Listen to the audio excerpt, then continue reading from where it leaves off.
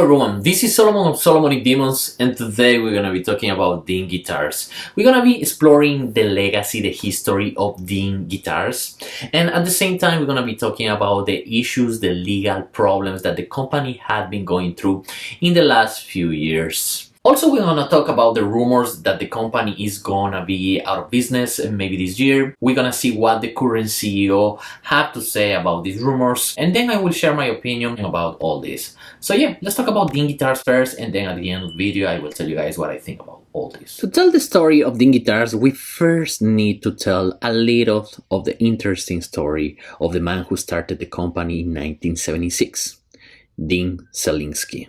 Even when he was a child, Dean was curious about how things work. He took apart a radius at the age of 8, and later on, he did the same thing with a Gibson Flying V. He saw the guitar in half to see how the guitar worked and also to see how to make a better instrument.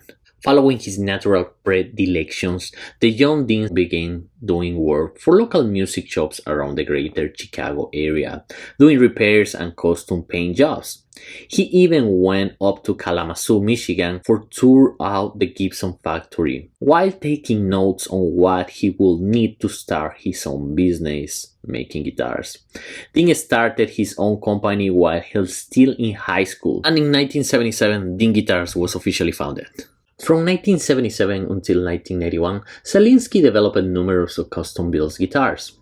But the first and perhaps the most famous production model to come out of that time frame was the Dean ML. Many have described the ML as having the bottom half of a Gibson Flying V and the top half of the Gibson Explorer, and a headstock shape that noted the Gibson Futura. Regardless of his influence, it was certainly a unique, eye-catching design. The ML will become the company flagship model and will eventually be used by many new guitar player virtuosos like Michelangelo Batio, Eric Patterson, Corey Beaulieu, Matt Hetfield, Mike Terry, Wayne Static, Michael Schenker, and obviously Dimebag Darrell. While the ML was taking the hard rock world by storm, Zelinsky continued to make custom instruments for bands like ZZ Top, and it was Zelinsky who made the iconic 40 guitars. Zelinsky also designed the Dean C, a guitar more closely inspired by the Gibson Explorer. The C made their debut in 1977 alongside with the Cadillac and the B models.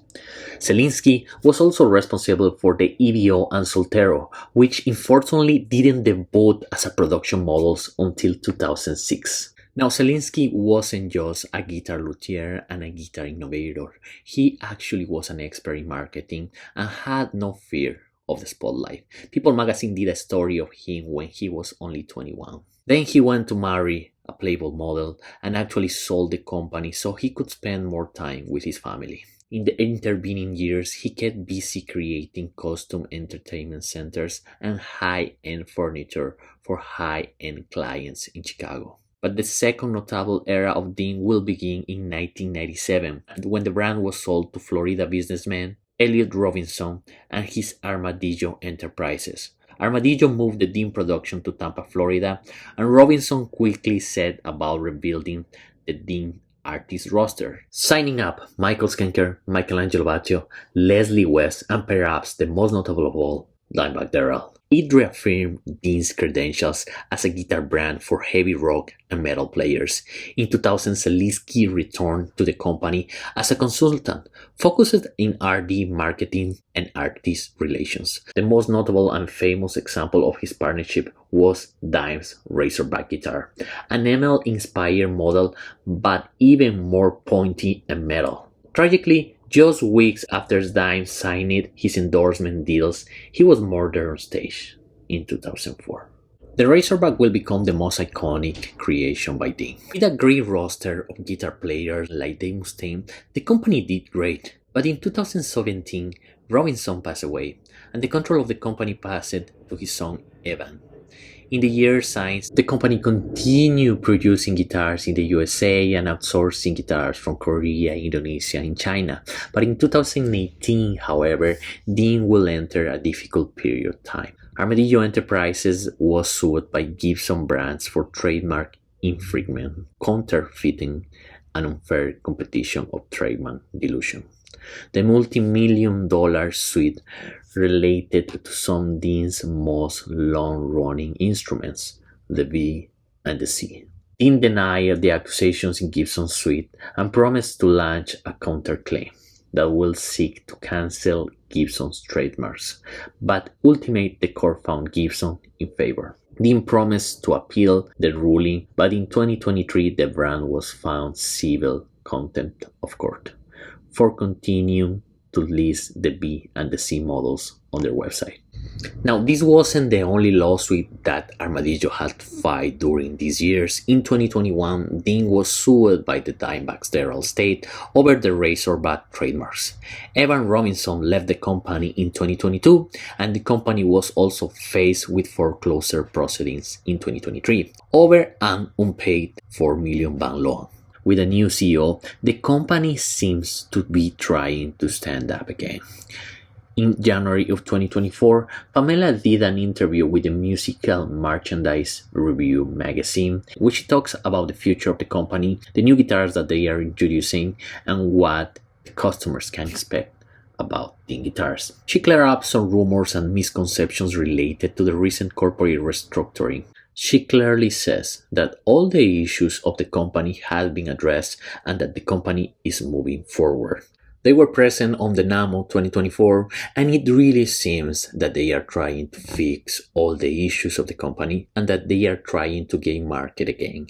Alright guys, so that was a brief history about Dean guitars and also a small resume about what's been going on with Dean in the last few years.